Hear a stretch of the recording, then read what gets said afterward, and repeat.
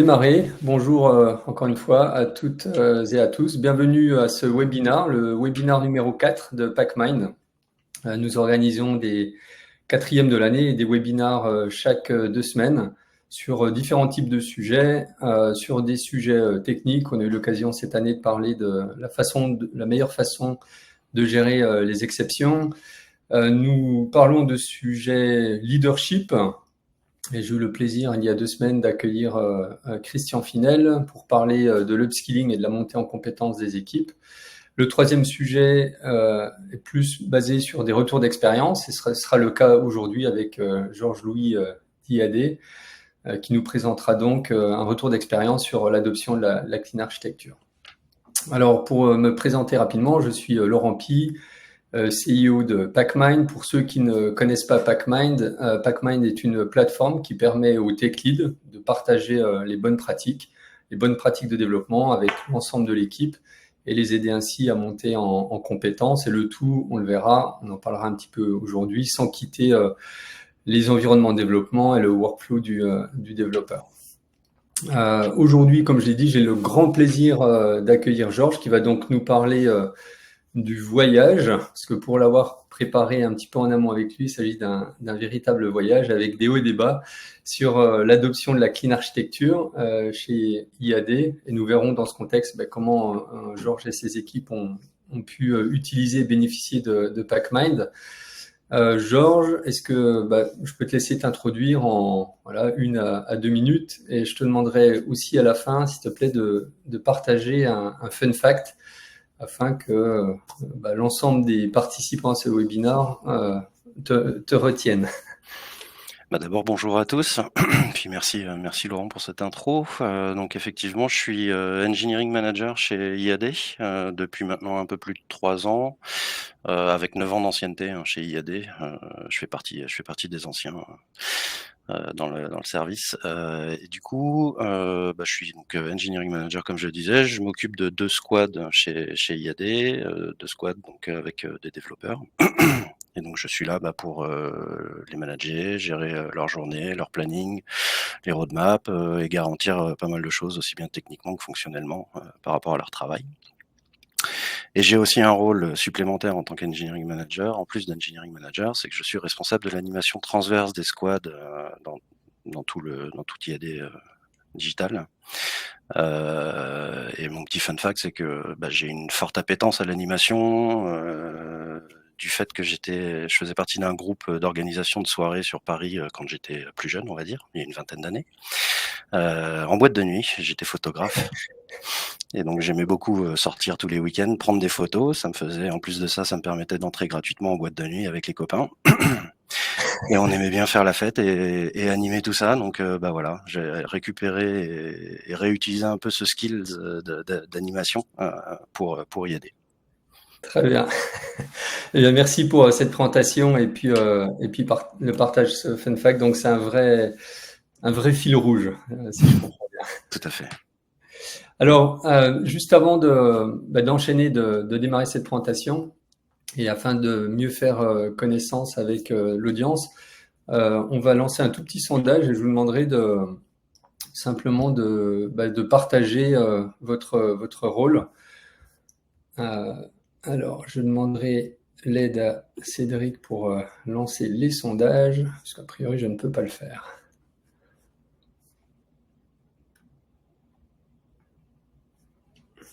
Voilà.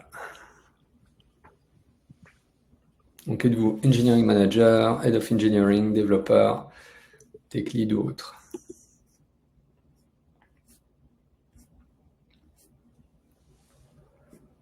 On va laisser encore quelques petites secondes pour répondre. Très bien.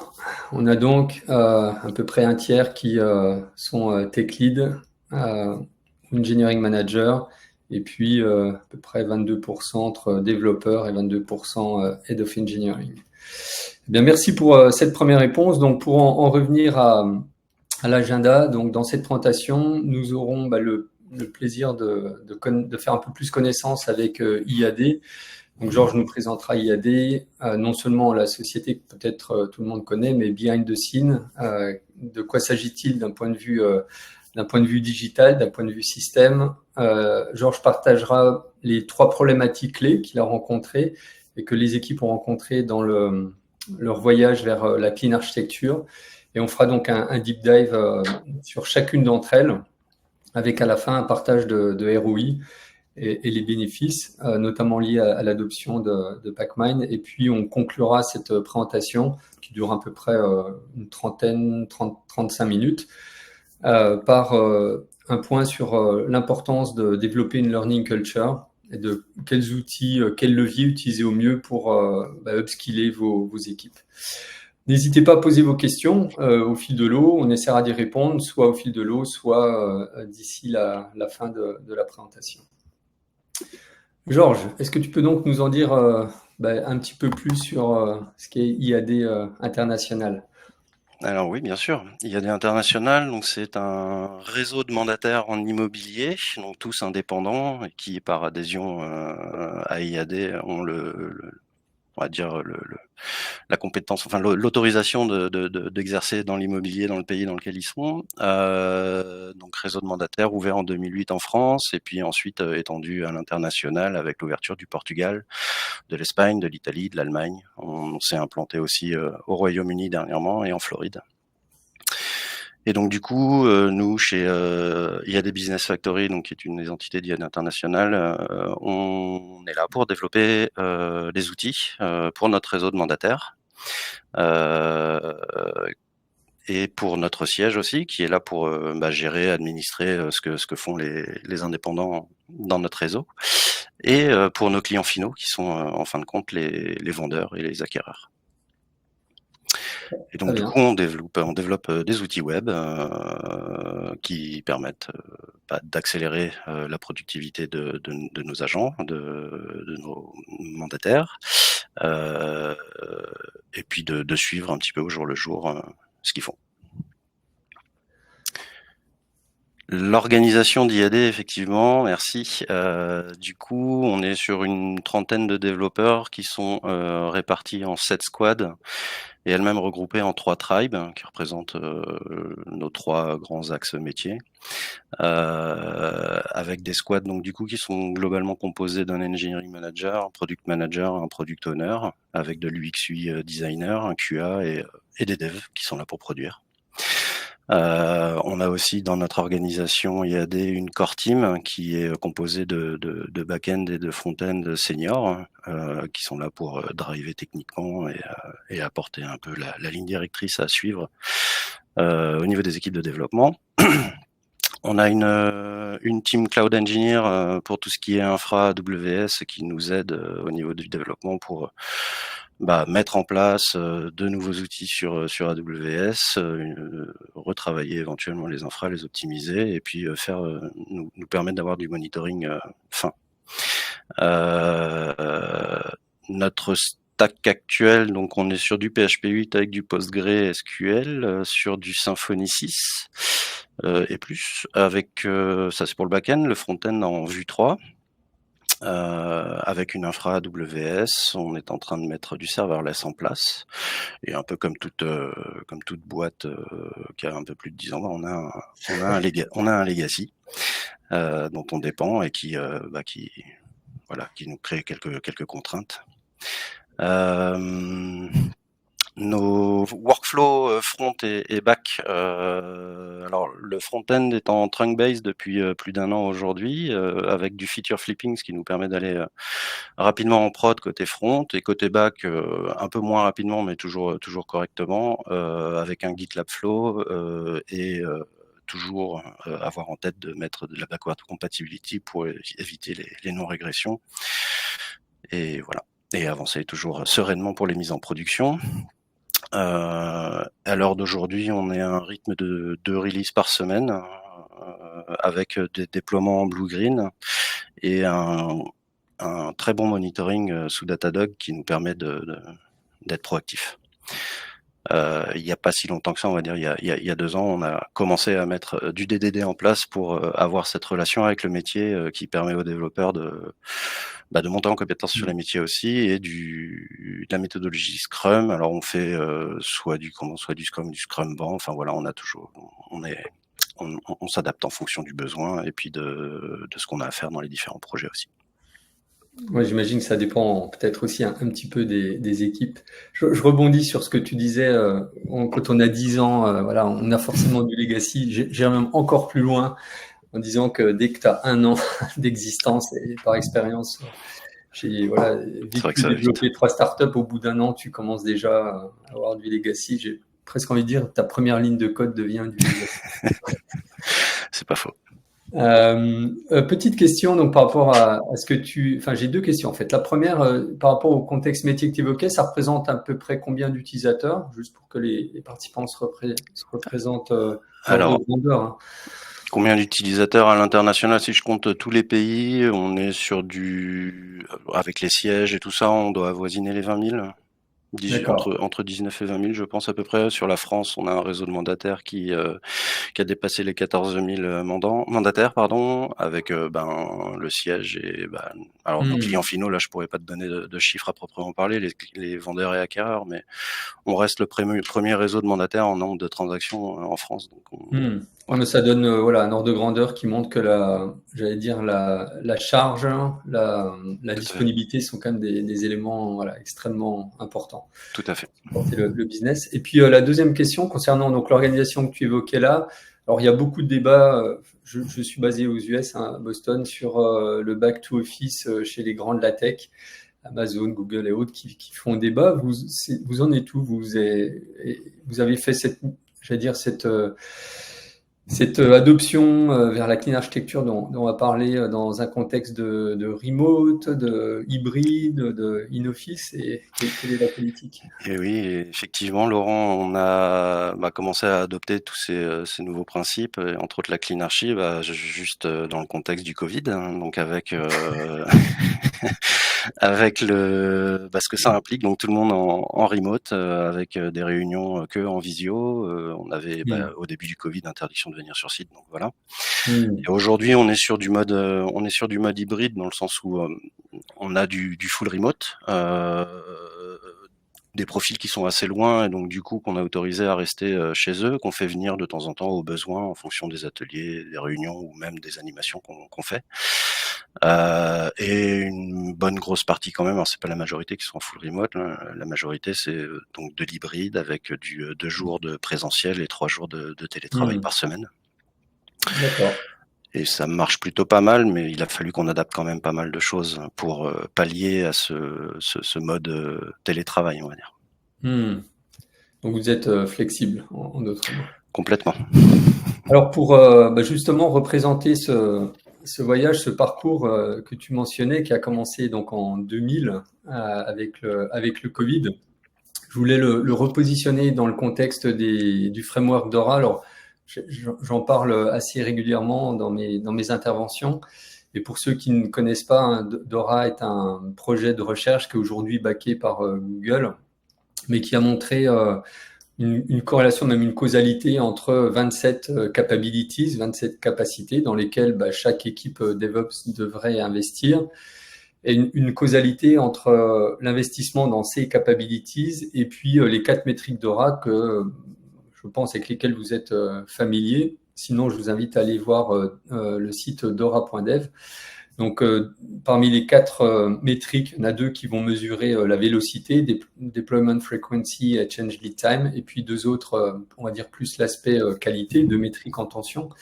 Et c'est une bonne façon de, j'allais dire, catégoriser, même si dans la réalité les choses sont plus nuancées, un petit peu le niveau de maturité des équipes, avec les low performers qui sont ceux qui vont plutôt réaliser une fois on va dire une fois tous les mois, les médiums qui vont réaliser peut-être une fois par semaine, les high qui vont réaliser plusieurs fois, enfin entre une fois par jour, une fois par semaine, et puis ceux qui vont réaliser 10 à 15 fois par jour. Et puis voilà, après on va avoir évidemment des change lead time qui vont être beaucoup plus courts dans le cas des élites que dans le cas des low performers. Et de même, la qualité, on voit elle dépend aussi beaucoup de la maturité des équipes. Par rapport à ça, donc quand on positionne un petit peu on va dire les milestones, hein, d'IAD sur ce graphe. Donc, ce que tu nous disais, Georges, c'est que vous avez commencé ce voyage en 2020 et en 2020, vous étiez plutôt médium. Si tu peux nous dire juste, on va dire, au niveau, avant de rentrer dans le détail, quels ont été ces grands milestones? Ouais, bah, globalement, alors c'est avant 2020 et avant, en fin de compte, donc le passé du service, c'est qu'on était un service composé, on va dire, de X développeurs, qui était un seul et même service, une seule et même équipe, on va dire, et puis on piochait dans l'équipe de développeurs pour composer des teams éphémères de projets qui allaient avancer sur un projet X semaines, voire X mois. Qui était détruite pour être composée sur un autre projet avec d'autres développeurs, éventuellement remixée. Le fait est qu'on travaillait en cycle en V avec le produit, les équipes de delivery, elles étaient plutôt en Scrum, donc ça créait ce qu'on appelle du Vrum. C'est pas forcément évident à gérer, mais on se retrouvait avec des grosses branches d'épiques et de projets qui pouvaient durer, je vais dire, 6 mois environ. Avec tout ce que ça implique, donc des branches à maintenir, du code qui commence à être vieillot, même voilà, au bout de 6 mois, on disait, hein, la première ligne de code, c'est déjà presque du legacy. Bon, voilà, on était clairement là-dedans. Et puis les livraisons en production qui étaient laborieuses, c'est-à-dire que limite, on prenait 2 équipes pour faire ça, on était obligé de faire ça le matin très tôt et d'éteindre, enfin de mettre en maintenance le site. Voilà, ça créait beaucoup de tensions, beaucoup de problèmes, et puis on rollbackait, on va dire un quart du temps ce qu'on mettait en production à l'époque. Est arrivé ensuite les nouveautés avec la mise en place des squads et des tribes et donc une stabilité au niveau des équipes. On a mis du Scrum à tous les niveaux et même au niveau produit, donc du coup ça nous a permis d'avancer un petit peu plus vite et par itération en fin de compte, parce que c'est un peu l'histoire de la trottinette qui se transforme en belle voiture, hein. Et c'est exactement ça en fin de compte, ce qu'on ne faisait pas avant. Avant on prenait tout le besoin métier et 6 mois après on le mettait en prod et le besoin était déjà différent au moment de la mise en prod. Donc, voilà. Aujourd'hui, voilà, on arrive à faire 2 livraisons programmées par semaine et avoir une réactivité et une capacité de livraison qui est accrue et qui permet de répondre rapidement aux besoins et de le faire évoluer dans le temps aussi. Donc ça permet de faire vivre l'applicatif. Donc on parlera ensuite des prochaines étapes, hein, de la vision pour la suite. Ce qui est intéressant, je trouve, c'est cette timeline extrêmement cohérente avec d'autres expériences que moi j'ai pu vivre, aussi de transformation d'équipe, de release, on va dire, chaque trimestre, à des releases une fois, on va dire, à une fois par semaine. Et on est souvent dans l'ordre de 3-4 ans. Donc je pense que tu es dans les purs. Pour parler donc maintenant des challenges que vous avez rencontrés donc dans l'adoption, dans cette transformation et l'adoption de la clean architecture. Tu peux en dire quelques mots?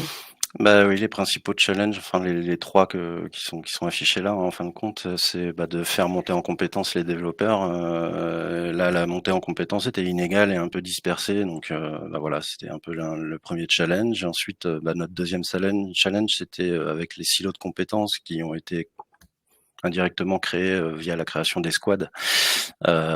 C'était d'arriver à les breaker. Et on n'avait pas de standard à proprement parler pour la cleanarchie sur laquelle on s'essayait et on n'avait pas forcément. Du coup, le résultat, c'est que le code était un peu hétérogène, clairement hétérogène entre les squads avec différentes manières d'approcher la cleanarchie. Il faut savoir que ces 3 problématiques sont très fortement liées. Si on agit sur une, ça va faire bouger les autres aussi, en fin de compte. Donc voilà. Ouais, c'est ça. J'imagine que les 3 sont des sujets extrêmement intriqués sur lesquels il a fallu avancer en même temps. En parallèle, effectivement, oui. Comme je disais, on agissait sur une, ça faisait bouger l'autre, donc il fallait agir sur l'autre. Voilà. On appelle ça whack-a-mole game. C'est, je sais pas si tu connais le jeu avec des taupes qui sortent des trous. Oui. Tu essaies d'en taper le trou possible. À chaque fois que tu en tapes une, il y en a une autre qui sort. Donc là, l'idée, c'est de faire un petit deep dive, hein. On va faire une petite plongée sur chacun de ces éléments et voir comment vous avez pu les adresser. On a un deuxième sondage à partager avec vous. J'ai parlé tout à l'heure du modèle d'Oraille, on a pu voir l'évolution de la transformation d'IAD dans le cadre de cette montée en maturité. Où est-ce que vous positionnez, vous, aujourd'hui, la maturité de votre équipe ou de votre organisation? Est-ce que c'est dans les low performers, medium, high, elite ou éventuellement pas relevant?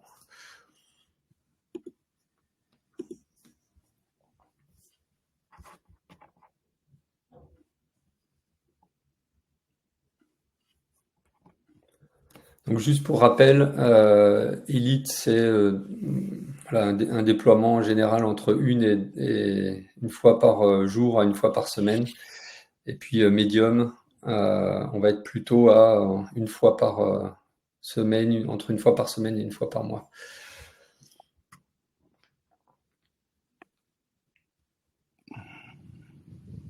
Alors, on en a 33% Medium et un high et un Elite. Bon, c'est assez, on va dire, assez dispersé et bien réparti. Très bien. Donc, Georges, je te propose d'avancer sur le premier thème que tu évoquais, à savoir upskilling.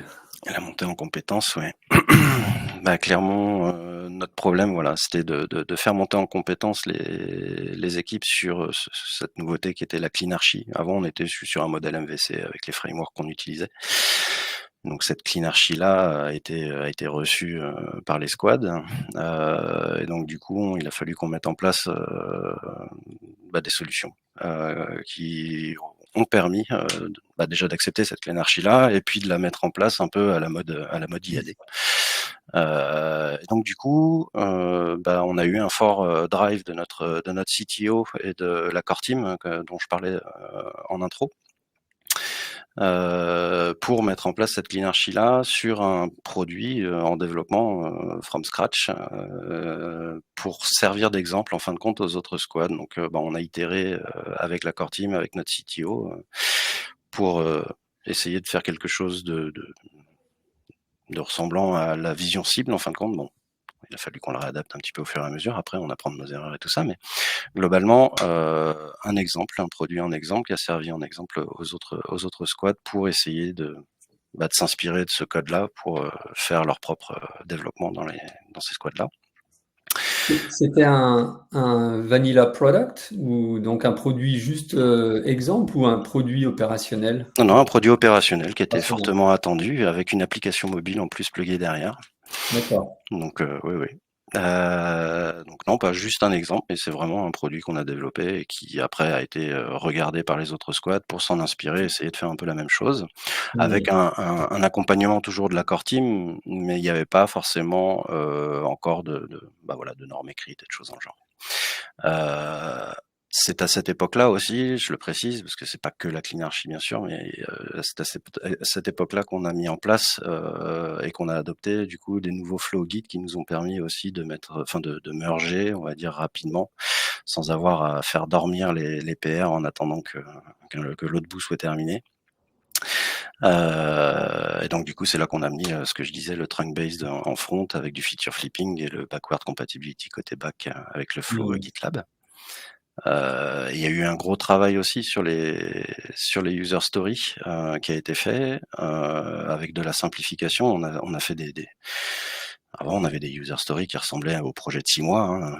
Donc là on a passé sur des user stories vraiment très fines qui sont toutes indépendantes, qui peuvent être testées indépendamment, qui doivent toutes avoir du feature flipping et de la backward compatibility pour garantir que quand on va merger et mettre en prod, ça va bien se passer.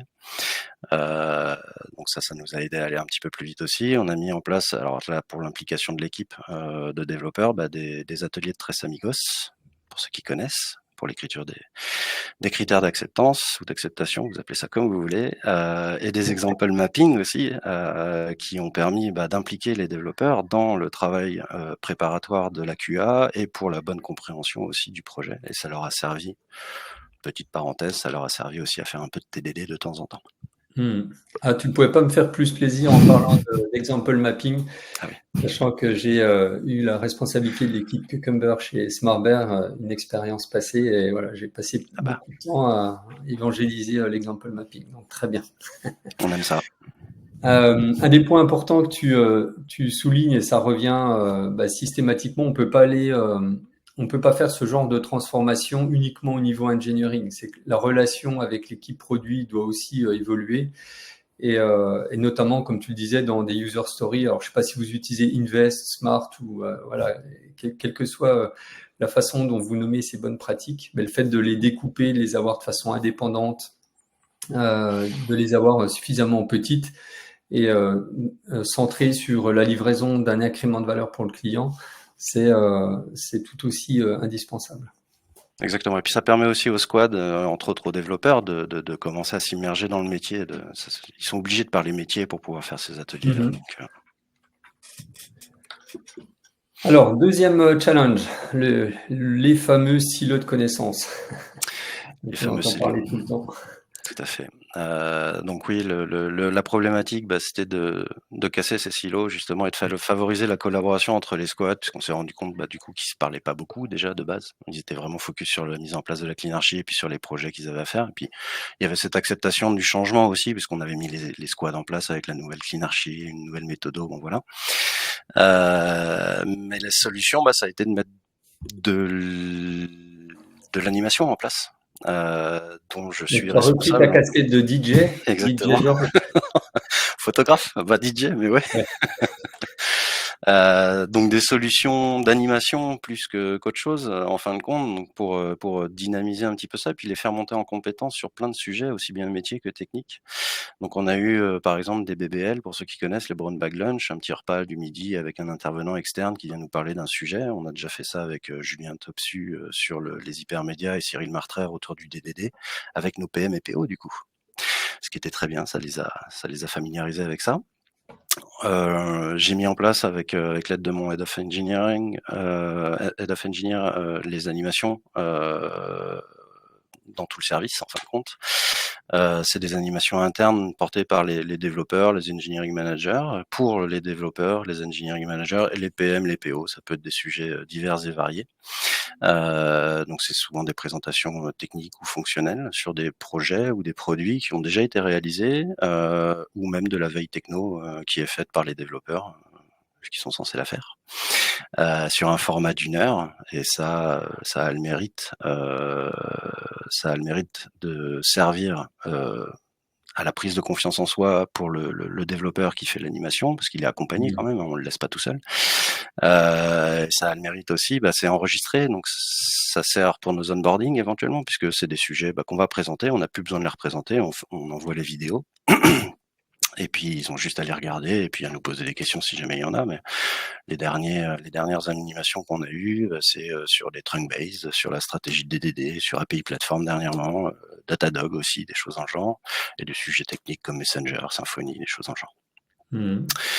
On a mis en place de la formation interne pour pallier aux demandes des engineering managers ou des développeurs qui sentent qu'ils ont des lacunes sur certains sujets. Donc ça, c'est avec la core team qu'on a mis ça en place.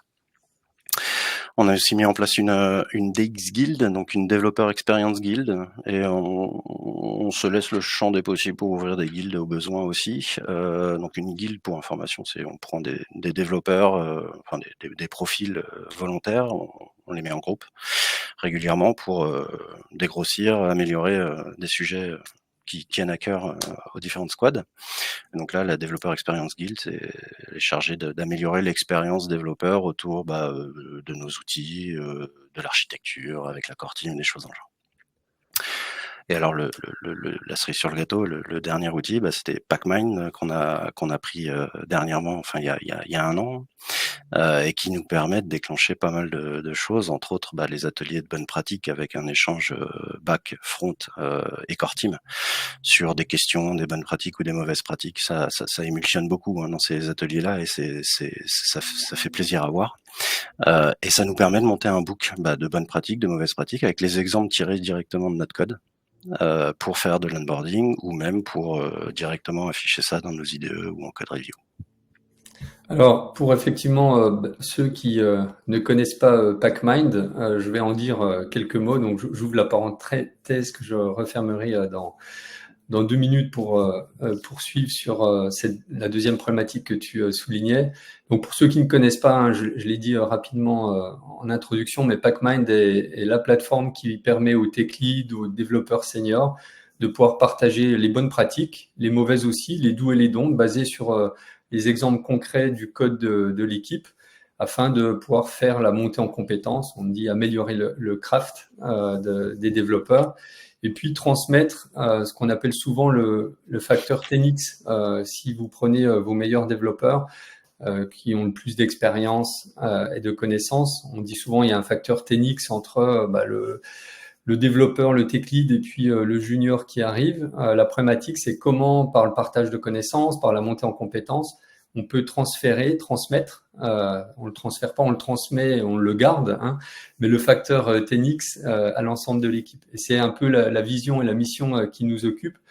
Alors, PackMind marche en 3 étapes et tout ça est toujours fait sur la base de votre code, donc sur votre code base et dans le contexte, tu le disais Georges, du workflow du développeur. Donc la première étape, c'est le tech lead ou le développeur qui va identifier une bonne pratique, un bon geste ou des mauvaises pratiques, le mauvais geste, qui va ensuite, par exemple, refactorer. Donc on aura le avant et après. Donc ça, c'est capturé directement grâce au plugin PackMind dans les IDE. Ça peut aussi marcher lorsque vous faites des revues de code avec GitHub, GitLab ou Bitbucket ou Azure, typiquement.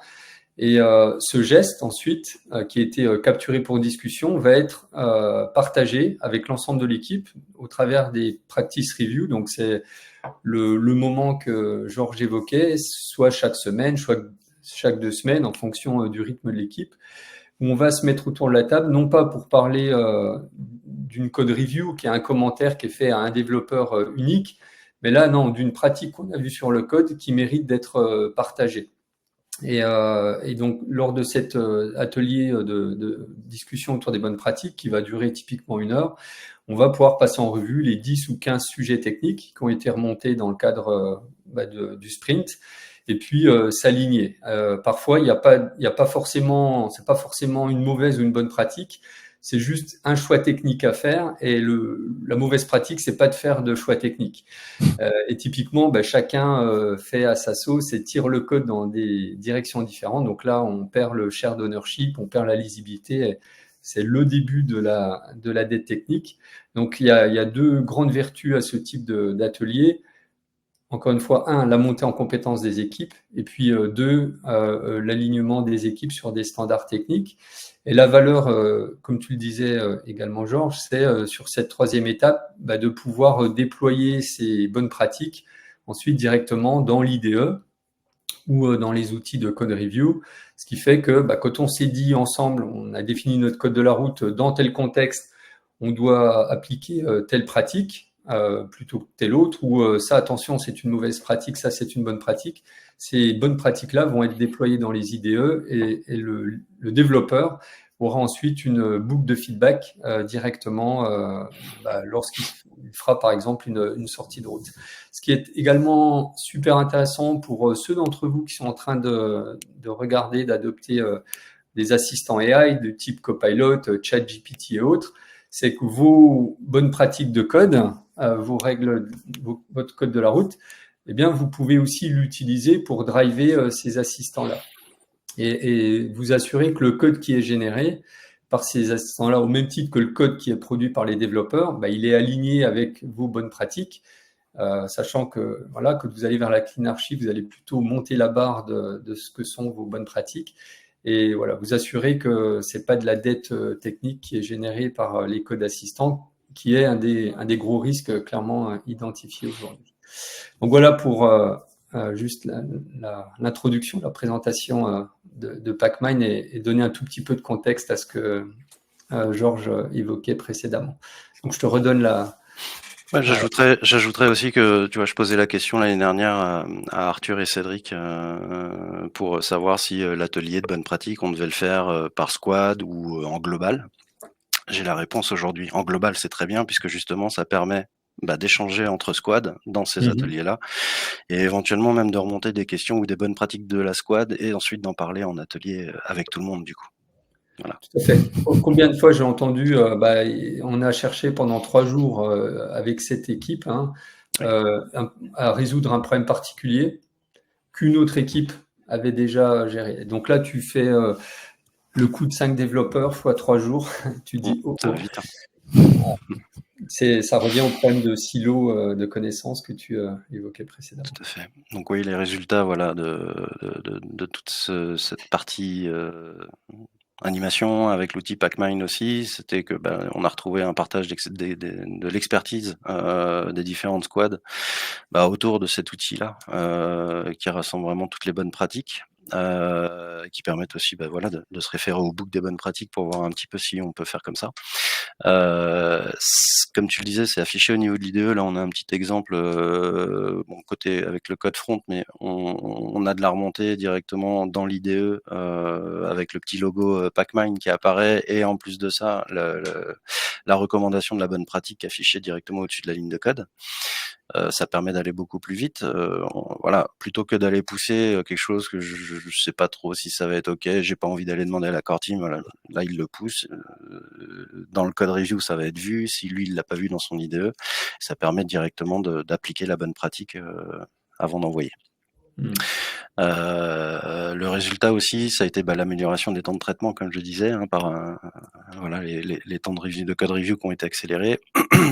On a eu aussi des développeurs beaucoup plus impliqués dans leur travail, parce que à travailler sur la tentative de bonne pratique ou remonter des mauvaises pratiques, ça les met en avant et ça permet d'échanger aussi directement avec ses pairs, j'ai envie de dire. Une culture technique croissante, bien évidemment, puisque voilà, on échange, on commence à voir un petit peu d'autres horizons, même à travers la remontée des autres développeurs d'autres squads. Et puis l'onboarding simplifié avec Pacmind, puisque Pacmind propose aussi de transformer le book des bonnes pratiques en question d'onboarding pour essayer de faire adopter ces bonnes pratiques-là aux nouveaux qui viennent d'arriver dans l'équipe. Alors, tu citais, Georges, l'accélération des code review et la réduction du lead time. On a un exemple, alors qui est peut-être extrême, hein, c'est pas forcément pour tout le monde, mais Hermès qui a aussi déployé Pacmind, donc une équipe extrêmement craft. Le fait de travailler en amont sur justement ce partage la définition de leurs bonnes pratiques, ce partage de connaissances et cette montée en compétences de l'équipe fait qu'aujourd'hui ils font plus de code review. Si tu as garanti, tu maximises l'investissement pour que ta création de code, ta génération de code soit de bonne qualité, ça te permet d'accélérer drastiquement toute la partie aval et donc le lead time. Encore une fois, c'est pas pour tout le monde, mais voilà, ça peut aller jusqu'à cet extrême.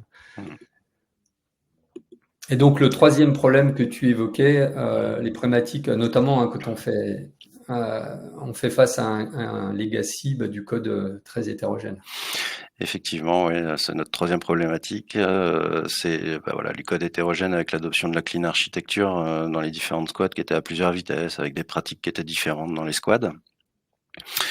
Et donc du coup, les solutions qu'on a mises en place pour pallier à tout ça, c'est avec entre autres notre CTO et la core team. La core team, on lui a demandé voilà d'aller rédiger des architectures decision record figées dans le marbre, j'ai envie de dire, et communiquer à nos leads dans les différentes équipes pour que ensuite ils puissent redescendre directement l'information au niveau des développeurs. La mise en place, et ça va avec du coup, de comités techniques dans lesquels étaient invités tous les leads de chaque squad pour justement voir avec la core team ses ADR et essayer d'imaginer un petit peu le futur de l'architecture. Toujours en vue de l'améliorer et que ce soit diffusé très largement dans les squads et mis en application, bien sûr. Et encore une fois, Pacmind nous a aidé dans tout ça, de par les différents ateliers de bonnes pratiques qui nous aident à co-construire avec les développeurs, pas que les leads pour le coup, mais avec tous les développeurs, le book des bonnes pratiques IAD en fin de compte. Effectivement, les résultats que du bon, hein.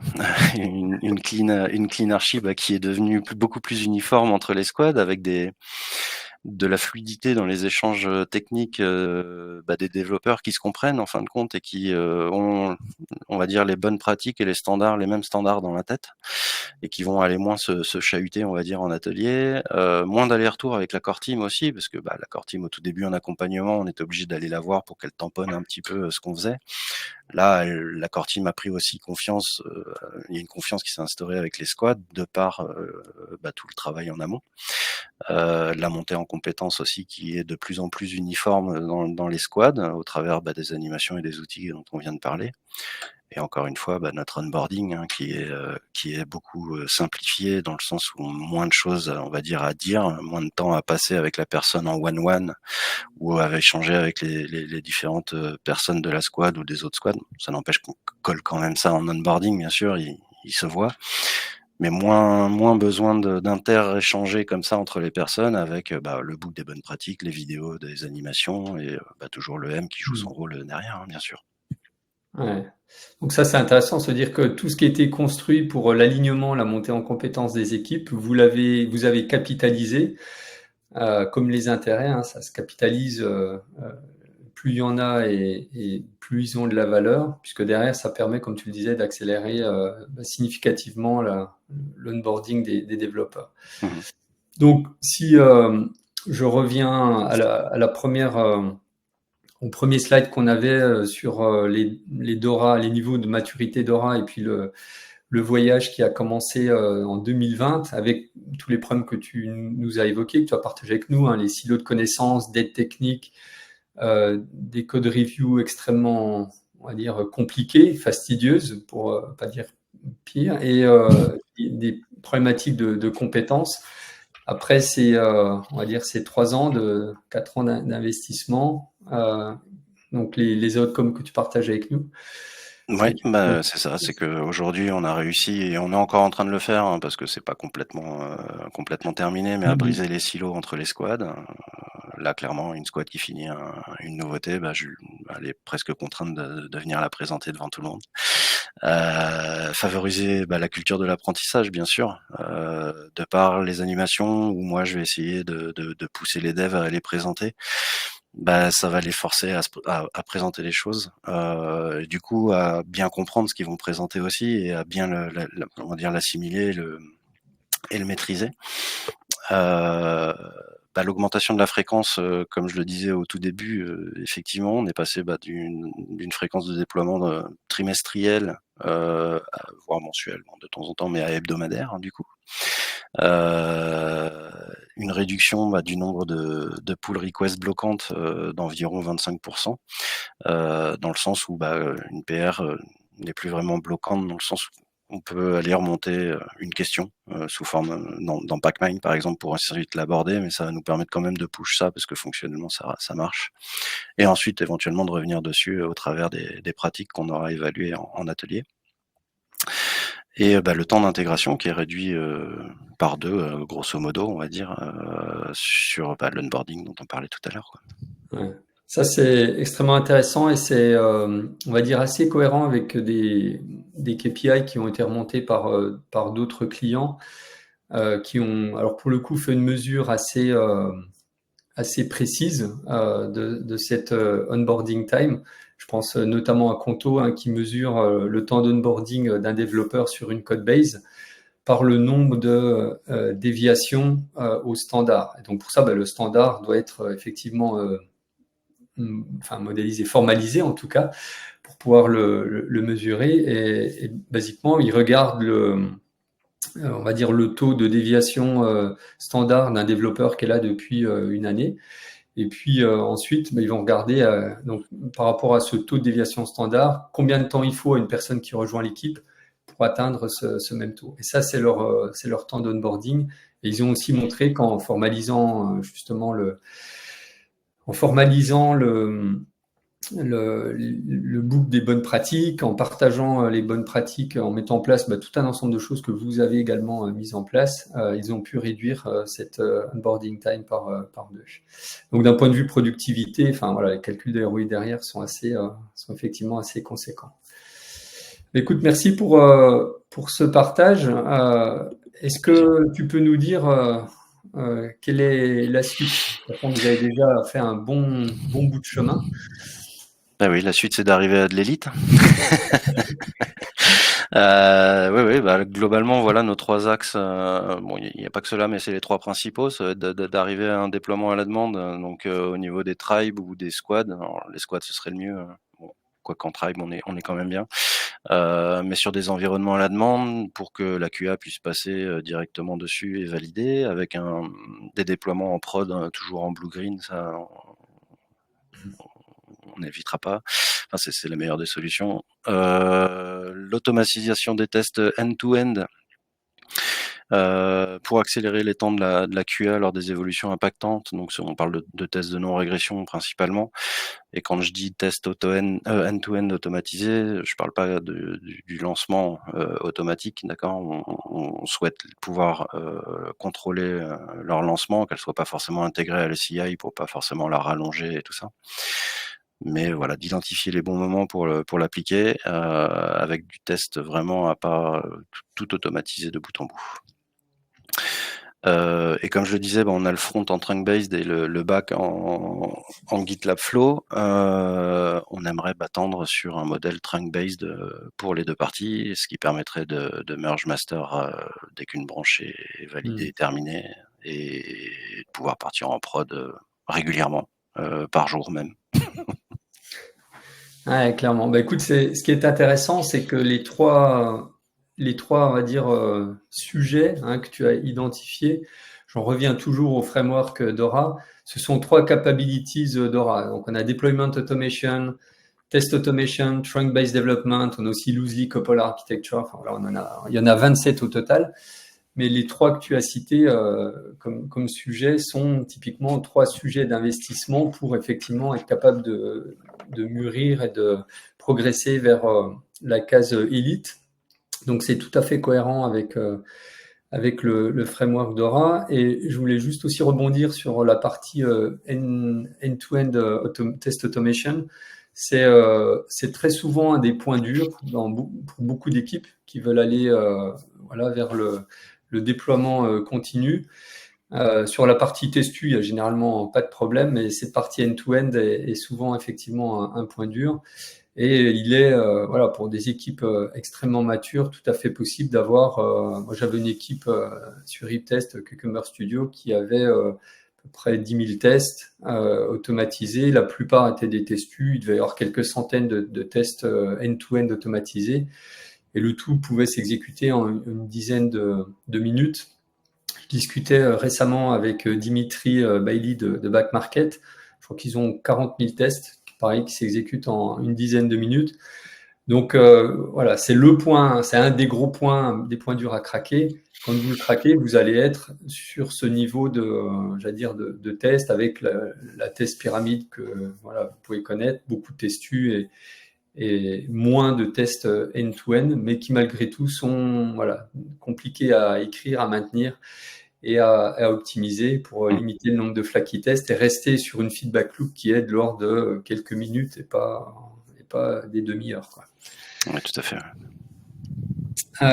Très bien. Écoute, merci pour ce partage. C'était très riche et tellement riche d'ailleurs qu'on a un petit peu débordé dans le temps. Donc, je vais conclure assez rapidement pour dire d'abord que dans tout ce que tu as partagé, au travers de la montée en compétences, du partage, comme tu dis, désiloter les équipes, casser les silos, toute l'animation, IAD ou Animiad, je ne sais pas comment. Les Animiades, oui. Les Animiades, comment vous le prononcez. Ce sont des choses qui contribuent à créer une culture apprenante. Et là aussi, c'est un des éléments importants du framework Dora. Créer une culture apprenante, ce qui est en fait ce que vous avez fait, permet d'améliorer les fréquences de déploiement, permet de réduire le lead time et derrière d'améliorer les métriques de qualité. Donc, sur les 4 métriques sur lesquelles on peut mesurer la maturité d'une équipe, construire une culture apprenante, c'est un des leviers pour améliorer ça. Et je finirai par ce dernier slide pour parler du ROI du training. Donc, tu as beaucoup parlé d'upskilling, de montée en compétences et partager la connaissance, c'est aussi une des premières façons de participer à cette montée en compétences.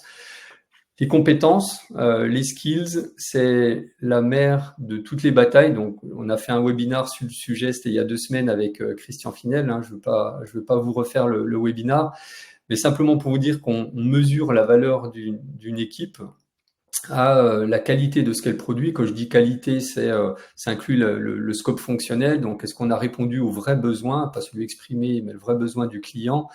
Est-ce que ce qu'on a produit est fiable? Est-ce que c'est secure, etc., etc. Donc, prenez tous les attributs qualité.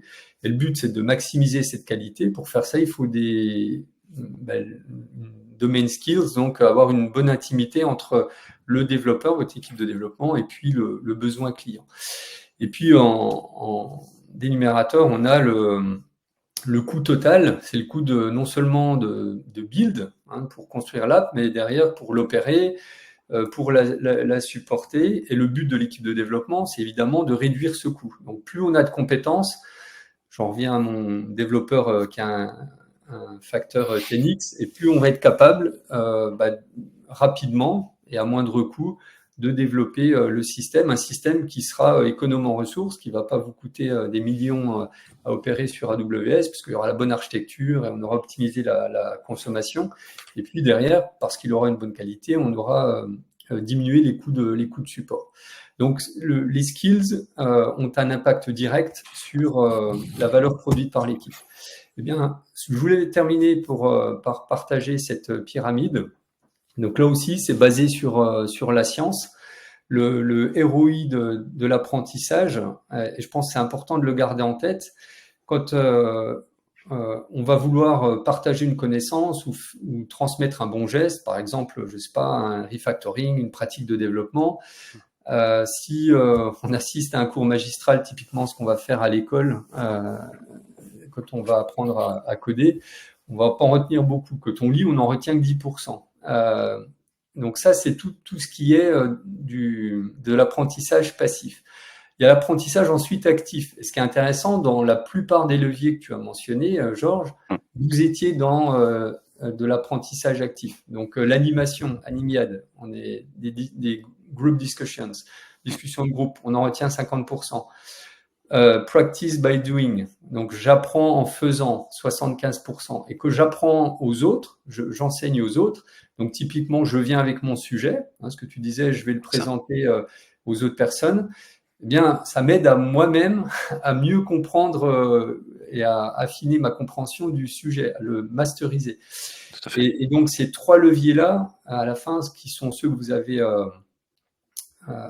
on va dire, utilisés, c'est effectivement ceux qui ont le plus gros impact sur l'équipe de développement. Et je conclurai juste par rapport à Pacmind pour dire que Pacmind, en fait, valorise aussi ou s'appuie sur ces 3 leviers. Puisque quand le tech lead va identifier le bon ou la mauvaise pratique, à ensuite discuter avec l'équipe, practice review, on est dans une discussion de groupe. On va s'aligner sur le standard et on va apprendre.